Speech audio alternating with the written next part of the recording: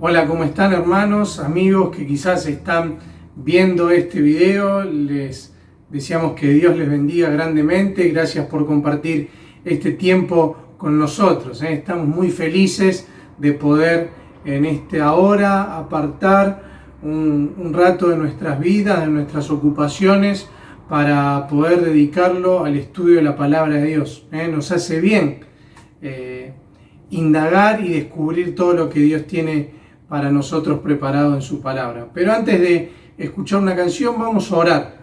Luego vamos a escuchar y ver una canción, como les decía, y luego nos vamos a introducir directamente en el tema de hoy. Oramos.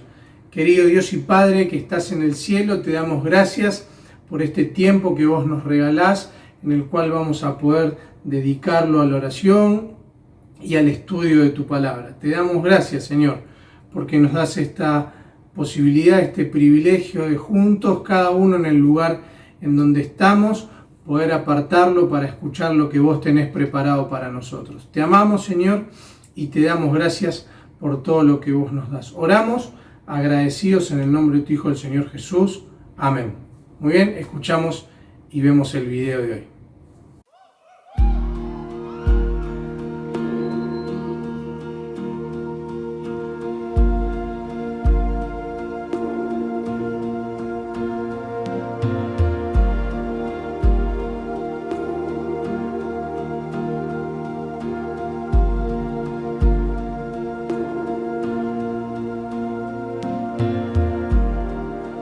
¿Quién en el cielo? ¿Quién en la tierra?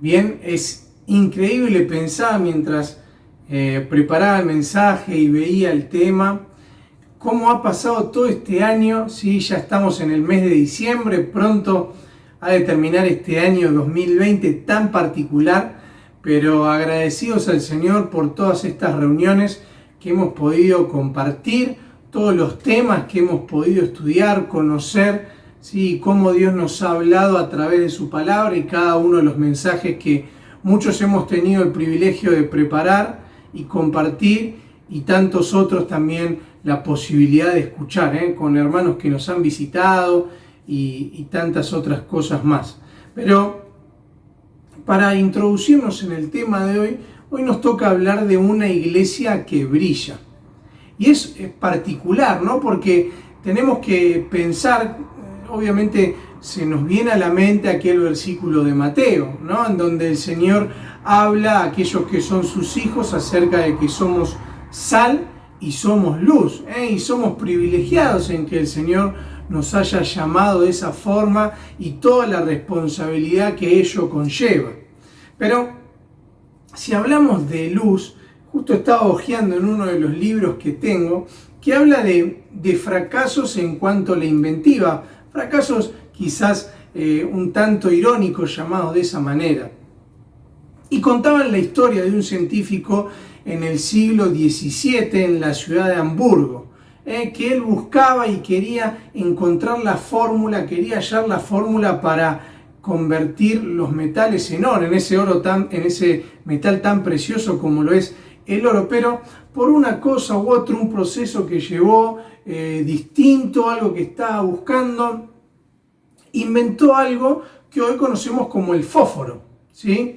Y este científico dice que no le dio importancia a esto que había creado porque su objetivo estaba en otra cosa y lo dejó de lado hasta que años después otro científico, quizás habiendo hecho el mismo procedimiento, llega al mismo resultado y patenta esto que hoy nosotros conocemos como fósforo y tan relevante que quedó. Así que a veces a las cosas que no le damos importancia, prestémosle atención porque quizás es algo importante lo que viene detrás. Pero no viene al caso mencionar esto, sino que me quiero detener en lo que significa el fósforo, en su significado, ¿sí? En su etimología.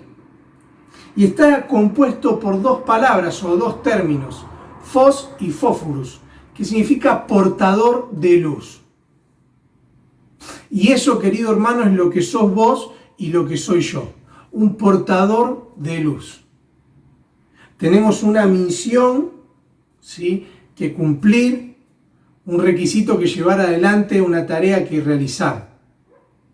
Pero como todos quizás se nos viene a la mente aquel pasaje que mencionábamos de Mateo 5 acerca de la luz. Y si nosotros lo leemos, no lo busquen, pero si lo mencionamos, vamos a ver que allí el Señor plantea tres características que la luz tiene que hacer o que puede cumplir. Y en primer lugar, obviamente, para que la luz sea notoria hay que encenderla, tiene que brillar, tiene que estar prendida, tiene que estar expectante para cumplir su función.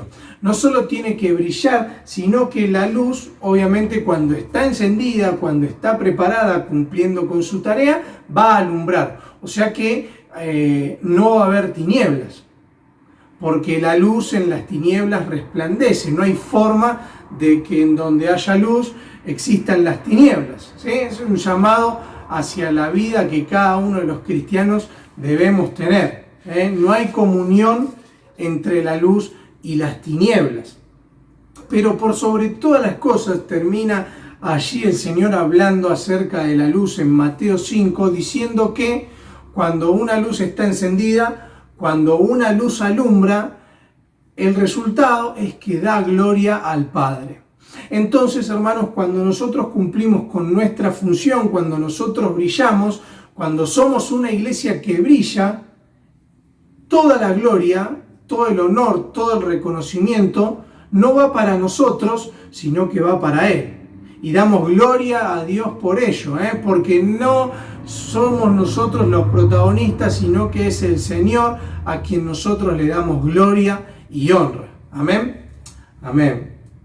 Pero quisiera, haciendo referencia a la luz, ¿sí?, que hoy podamos encender 3 teclas en donde vamos a ver 3 aspectos de una iglesia que brilla, 3 pasos que vamos a dar y en donde vamos a poder ver 3 características con la ayuda de Dios, ¿sí? Y el primero de ellos, la primera tecla que me gustaría que se encienda, es poder entender y pensar en que debemos ser una iglesia animada, ¿sí? Vamos a leer en Hechos capítulo 5, desde el versículo 40 al 42. Allí se da una historia muy particular. La iglesia primitiva estaba allí naciendo y se dio algo muy lindo que llama la atención, que quizás lo podríamos ver como algo trágico, pero al fin y al cabo nos queda la enseñanza de cuando uno se la juega por el Señor, cuando uno pone siempre a Dios y a sus cosas en primer lugar, los mejores resultados son los que se obtienen, ¿sí? Estaba allí Pedro frente al concilio y frente a Gamaliel, y Gamaliel se para frente a aquel concilio y le dice, dejen a estos hombres, suéltenlos, porque si esto es obra de hombres se va a desvanecer, pero si es obra de Dios no lo van a poder detener. Tengo subrayadas esas palabras en mi Biblia porque realmente han calado hondo y calan hondo en mi vida cada vez que tengo que emprender algo para Dios. Si es algo de Dios que yo hago para Dios, nadie lo va a poder destruir. Si es algo que yo hago para mí, si es una obra de hombres, hermanos, el tiempo dará a la vista los resultados. No van a ser aquellos que Dios tiene preparados. Pero leemos el versículo 40 que dice, y convinieron con él, y llamando a los apóstoles después de azotarlos, les intimaron que no hablasen en el nombre de Jesús, y los pusieron en libertad.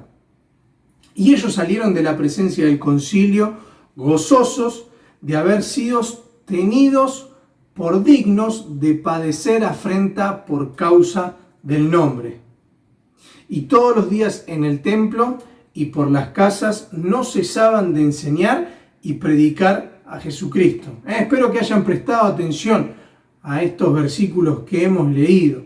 Y vamos a ver esto que decía yo de una iglesia animada. ¿Por qué una iglesia animada? Estamos viendo un momento difícil que aquí los apóstoles estaban atravesando, pero obviamente también vemos la mano de Dios obrando en esa situación. ¿Por qué? Por todo lo que sucede, todo el desenlace. Pero me quiero detener en la actitud de estos apóstoles, ¿sí? Cuando una iglesia está animada, cuando yo estoy animado, cuando no tengo un semblante caído y demás, se va a notar, ¿verdad?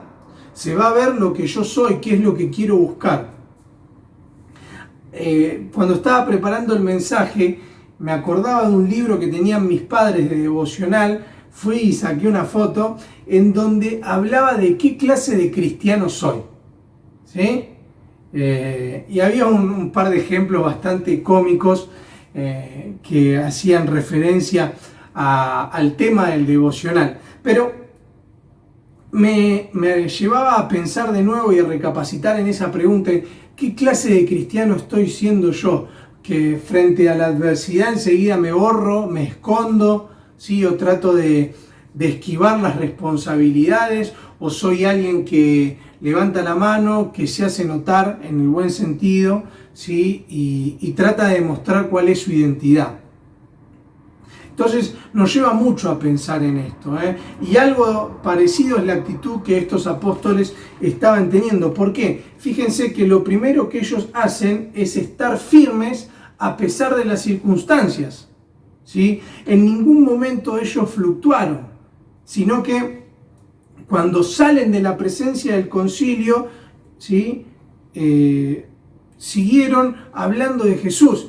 Y pienso ahora en este momento acerca de Daniel y sus amigos. En el foso, en el horno de fuego. Ellos nunca, nunca se les pasó por su cabeza traicionar o reemplazar sus convicciones.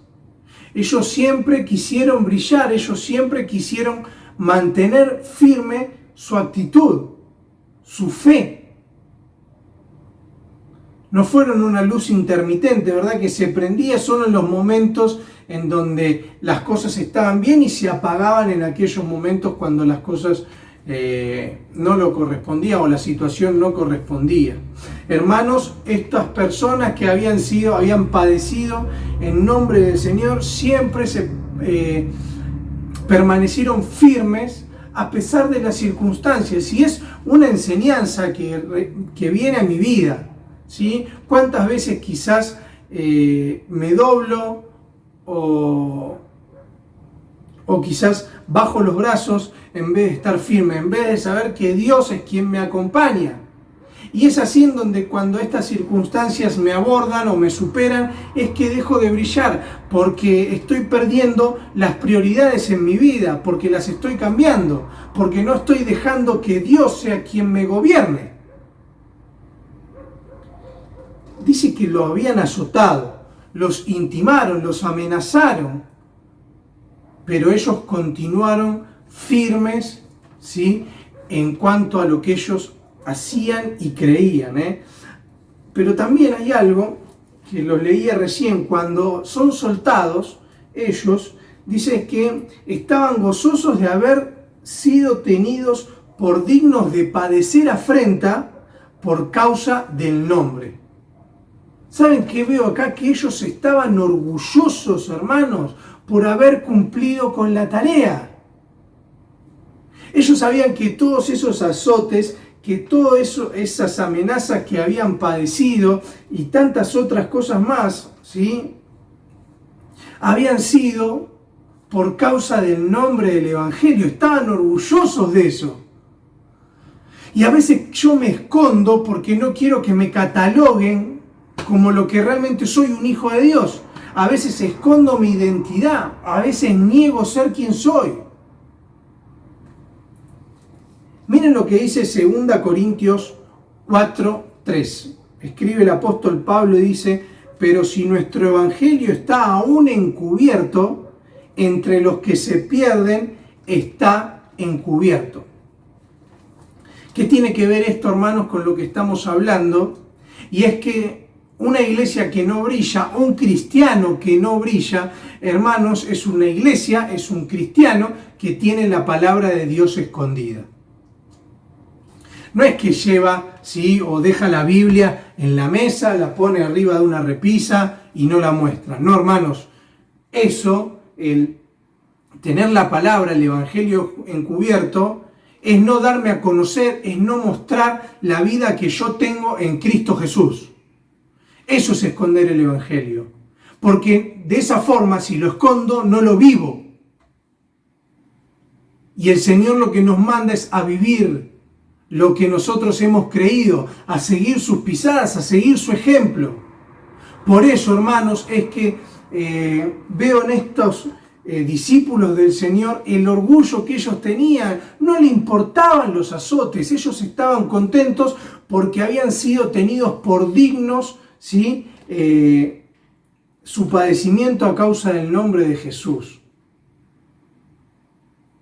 Deseo para mi vida y para la tuya que podamos nosotros sentirnos orgullosos del comportamiento que tenemos como hijos de Dios. Y si hay algo, hermanos, en lo cual nosotros hoy deberíamos repasar y quizás modificar, es el momento para pedirle perdón al Señor y comenzar a trabajar en esto, ¿sí? No solo estuvieron firmes a pesar de las circunstancias, no solo estuvieron orgullosos, ¿sí?, de cumplir con la tarea, sino que también estos hermanos estaban animados para continuar. Y eso es lo que es la base de este punto, ¿sí? Una iglesia que brilla es una iglesia animada. ¿Por qué? Dice el versículo 42: y todos los días en el templo y por las casas no cesaban de enseñar y predicar a Jesucristo. Una iglesia animada es una iglesia que no se detiene. Es una iglesia que va constantemente, que avanza, que no retrocede, que siempre busca siempre quiere ir en busca de más. Y me pregunto si yo como hijo de Dios estoy apuntando a eso. A querer ir en busca de más. A querer, como hacían ellos, no cesar de enseñar y predicar a Jesucristo. Pero Pablo, ahora estamos todos en esta situación. No podemos, no hacemos lo otro. Sí, seguramente. Quizás le encuentre algún justificativo a la pasividad que podamos llegar a tener, pero no es lo que quiere el Señor. Podemos ser mucho más inteligentes y poder buscar recursos para poder llevar el Evangelio. Lo estamos haciendo, pero no hay que bajar los brazos, sino que hay que ir siempre buscando el progreso constante para la gloria de Dios. Hermanos, una iglesia que brilla es una iglesia animada, y cierro este punto preguntándonos a cada uno, ¿sí? Porque me lo he preguntado también a mí, ¿cómo está nuestra luz? ¿Saben? A todos en nuestra casa en algún momento se nos ha quemado alguna lámpara, ¿verdad? Y por más que quisiéramos pasar desapercibido y dejarla ahí, que se quede porque no queremos cambiarla y demás, tenemos que decir que cuando una luz se apaga o se quema, se nota. Hermanos, cuando un cristiano está apagado, cuando un cristiano no busca brillar, cuando un cristiano no está comprometido a brillar, se nota. Si sos vos, es el tiempo para cambiar. ¿Sí? Si soy yo, pidamos ayuda. Estamos para eso, para apoyarnos los unos a los otros y juntos salir adelante. Pero preguntémonos esto: ¿cómo está nuestra luz hoy?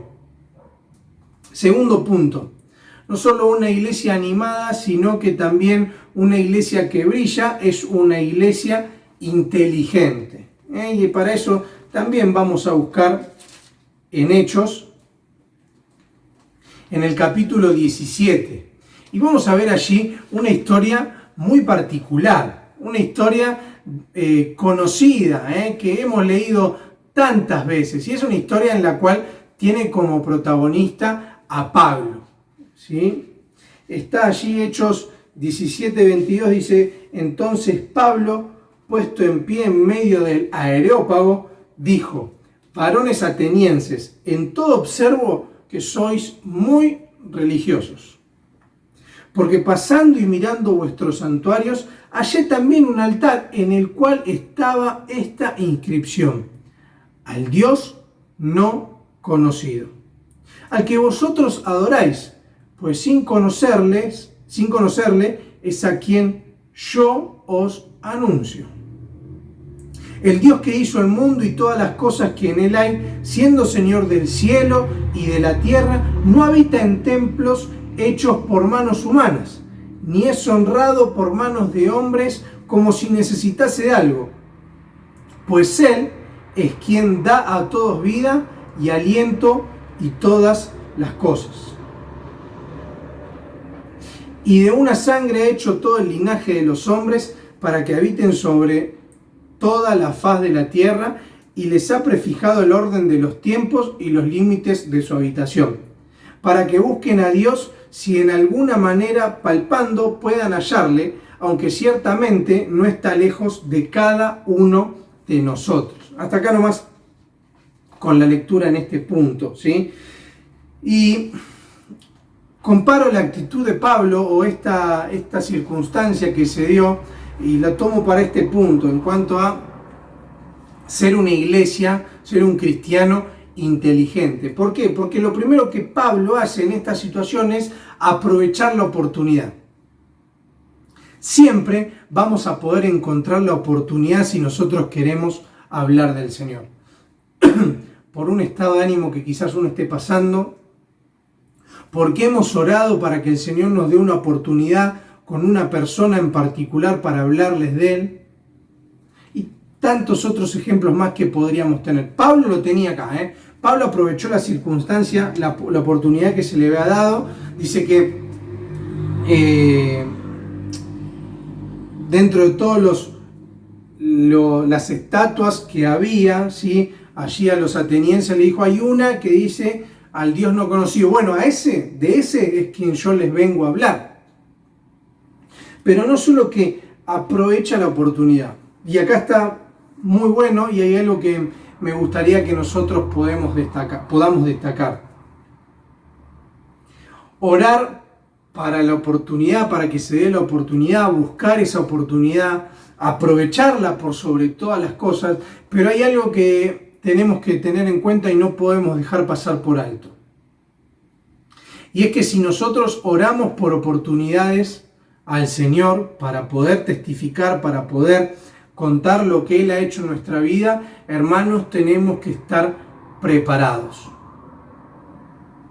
No podemos caer en la improvisación.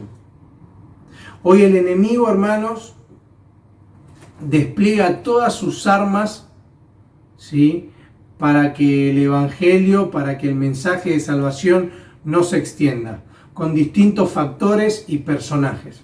Por eso es que debemos estar listos y preparados para exponer, ¿sí?, el mensaje de la mejor manera. Esto no quiere decir que el Señor pueda guiarnos y darnos palabra, porque Él es todopoderoso y puede lograrlo. Pero hermanos, mientras dependa de mí, debo estar preparado para exponer el Evangelio de la mejor manera. No puedo caer en la improvisación. Entonces, no solo aprovechar la oportunidad, sino que también debo estar preparado para cuando esa oportunidad se me presente, como sin duda alguna Pablo lo estaba en ese momento, y podríamos poner muchos ejemplos más. Pero qué bueno que nos suceda eso a nosotros, que cuando algo surja podamos estar listos para declarar las cosas de la mejor manera. No solo nos quedamos en prepararnos para la ocasión, sino que sobre todas las cosas el Evangelio tiene que ser nuestra bandera. Y acá me quiero detener en que podamos entender que somos reflejos de su luz, que estamos representando al Señor aquí en la tierra. Y la única misión que tenemos nosotros es poder conducir a las personas hacia esa luz también. Porque yo no soy quien debe brillar, es Cristo es quien debe brillar. Sí soy luz y sí lo dice en Mateo 5, hermanos, pero quiero que puedan entender el concepto al cual me estoy dirigiendo. Acá todas las cosas deben ser apuntadas hacia Cristo, hacia lograr que las personas tengan una relación personal con el Señor. Ningún crédito es nuestro, ¿sí? Pablo no se lo llevaba, y en reiteradas ocasiones podemos leer que esto era así. Pablo no quería ningún reconocimiento, él buscaba solo el reconocimiento del Padre, que al fin y al cabo es el único que vale. Pero fíjense cómo él tenía siempre el Evangelio como bandera, porque esa oportunidad que buscaba era una oportunidad que él quería para presentarle el Evangelio, porque lo dice, ¿verdad? El versículo 29, el último versículo que nosotros hemos leído, para que busquen a Dios, ¿sí?, y si en alguna manera palpando puedan hallarle, aunque ciertamente no está lejos de cada uno de nosotros. Está ahí, el Señor está ahí. Y debemos aprovechar eso. Debemos saber que el Señor es quien respalda nuestra tarea, siempre y cuando esté aprobada por Él y su prioridad y la gloria sea para el Señor, ¿sí? Entonces, no perdamos de vista cuál es nuestro objetivo principal como luz: alumbrar, dar luz a un sitio donde están las tinieblas dominando. Nosotros venimos a transformar ese lugar, a cambiar la situación en la que está. ¿Se acuerdan cuando le dicen de los discípulos, estos que trastornan el mundo entero también han venido acá? Eso es brillar. Eso es la función y la característica que una iglesia debe tener. Eso es una iglesia que brilla, una iglesia que alumbra a un lugar que está en tinieblas. Pero bien, continuamos, ¿sí? El último punto, hablamos de una iglesia animada, hablamos de una iglesia inteligente y terminamos encendiendo la última tecla que nos habla de una iglesia relevante, ¿sí? Una iglesia relevante. Y vamos a leer un versículo también muy conocido, que está allí en Filipenses 2:15. Pablo, escribiendo una nueva carta a la iglesia, dice de esta manera: para que seáis irreprensibles y sencillos, hijos de Dios sin mancha, en medio de una generación maligna y perversa, en medio de la cual resplandecéis como luminares en el mundo. Hasta acá, nomás con la lectura por el momento, y vamos a terminar hablando de esto, de la relevancia que una iglesia debe tener. No alimentando el ego, no siendo vanagloriosos, sino siendo relevantes, sino que debemos brillar, ¿sí? Para que los demás noten por quién y para quién vivimos. Es por eso que lo primero que debemos tener en cuenta, como dice aquí el apóstol, es que hay un estilo de vida, o debemos llevar un estilo de vida notorio. ¿Por qué? Dice, para que seáis irreprensibles y sencillos. Y qué desafío tan grande que el apóstol Pablo plantea acá. Deben ser irreprensibles, sencillos, hijos de Dios sin mancha. Y ya en estos 2 o 3 conceptos recae sobre nosotros una responsabilidad enorme. Pero con la ayuda del Señor podemos alcanzar estas características que el apóstol escribe aquí en su palabra. Por eso es que nuestro estilo de vida debe ser diferente al de los demás. Tenemos que marcar la diferencia en cada lugar en donde nosotros nos encontremos, en cada cosa que hagamos, que Cristo se pueda ver reflejado, ¿sí? No solo eso, sino que también Pablo habla de que debemos tener un carácter diferencial. ¿Por qué? Porque mi trato hacia los demás, mi forma de conducirme, mi accionar, mi andar, tiene que marcar la diferencia. Tiene que verse Cristo reflejado a través de mí, ¿sí? Y de cada cosa que yo hago, cada cosa que digo. Tengo que marcar la diferencia, tengo que tener un carácter en donde Cristo se vea reflejado. ¿Por qué? Porque estamos, como dice acá también, en una generación maligna y perversa, en donde todos buscan su propio bien, en donde cada uno hace la suya, como a veces decimos. Nosotros estamos llamados a otra cosa, a amar al prójimo, a amar a aquel que no nos ama, a buscar la bendición de aquellos que quizás no le dan importancia a Dios en su vida. Mi carácter, tu carácter y el carácter de aquellos que hemos depositado la fe en Jesús debe ser diferente al de los demás. Por eso es que hablamos siempre de que el cristiano está tras una contracorriente a este mundo, ¿sí? Y es por eso que debemos apuntar a ese carácter diferencial que cada uno debe tener. Y por último, es el recalcar que hay una misión impostergable e intransferible.